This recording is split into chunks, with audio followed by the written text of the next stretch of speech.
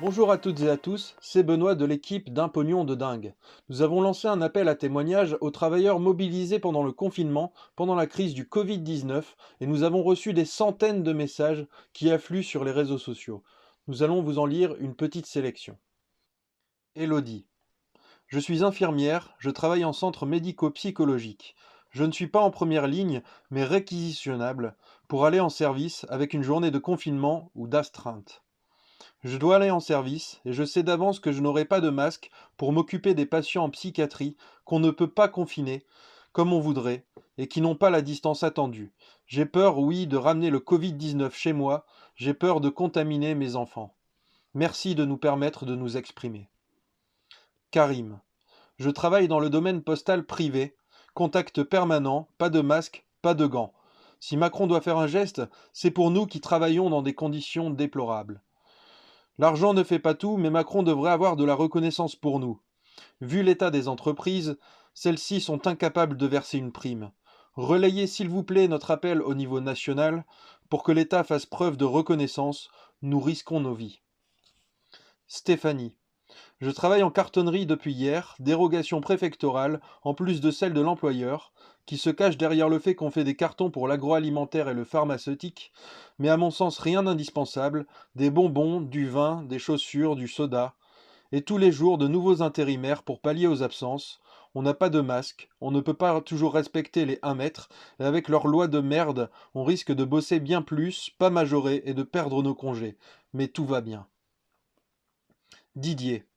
Ma femme est aide à domicile pour ces petites mamies qui sont seules, et moi je suis agent de sécurité.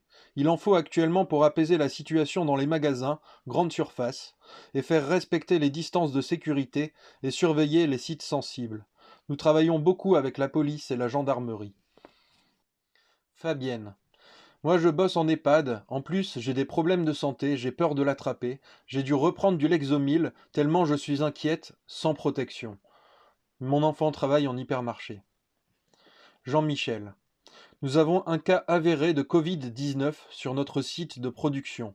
Malgré cela, tout va bien, Madame la Marquise. La production doit reprendre lundi. On nous vend que les personnes en contact proche sont en quatorzaine.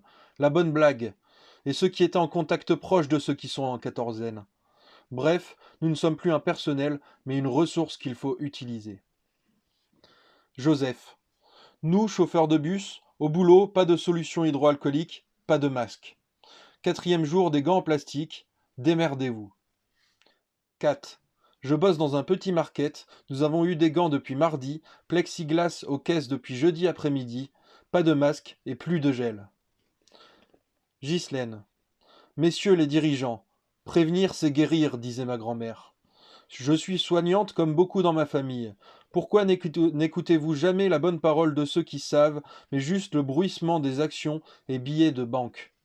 La maladie, les virus ne font pas de différence et n'écoutent rien.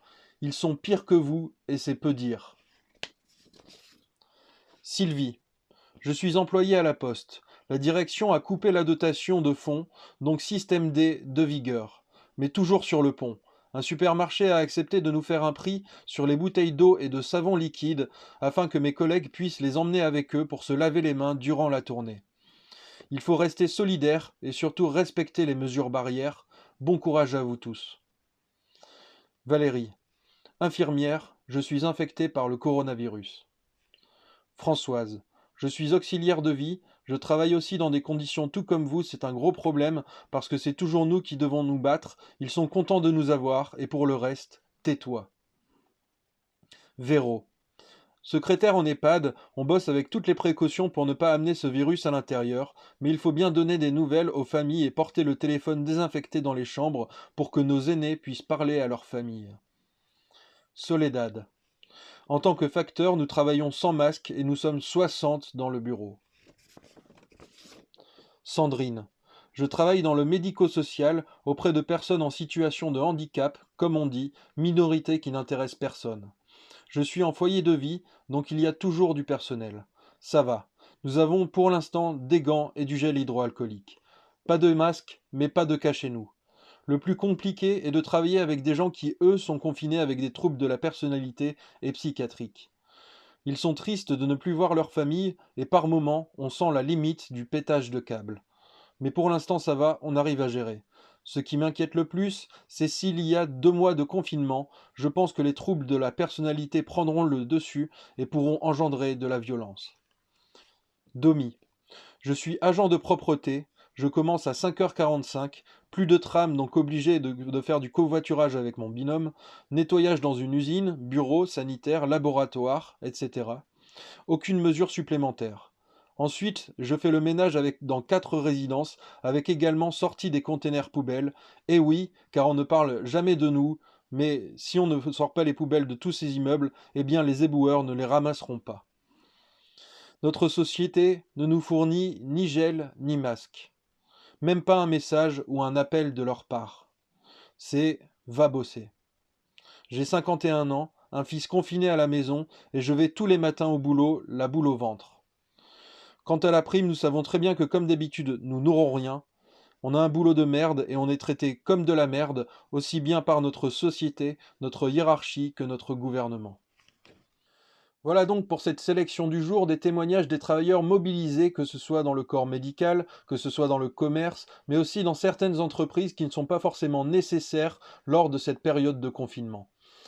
La revendication générale qui ressort, c'est davantage d'équipement, puisqu'il manque des masques, y compris pour le personnel soignant, y compris pour les travailleurs au contact de personnes fragiles, y compris pour les travailleurs qui rencontrent énormément de collègues ou de public durant leur journée de travail. C'est pourquoi le gouvernement, derrière ces beaux discours, doit être mis face à ses responsabilités, puisque pour l'instant, il n'agit pas, ou largement insuffisamment, pour protéger les travailleurs dans cette crise hors du commun. C'est pourquoi aussi nous vous donnons rendez-vous dès demain pour une nouvelle sélection de témoignages et nous appelons tous les travailleurs mobilisés à nous envoyer leurs témoignages par écrit ou par vidéo et nous continuerons à publier leurs témoignages, à leur donner la parole. À bientôt.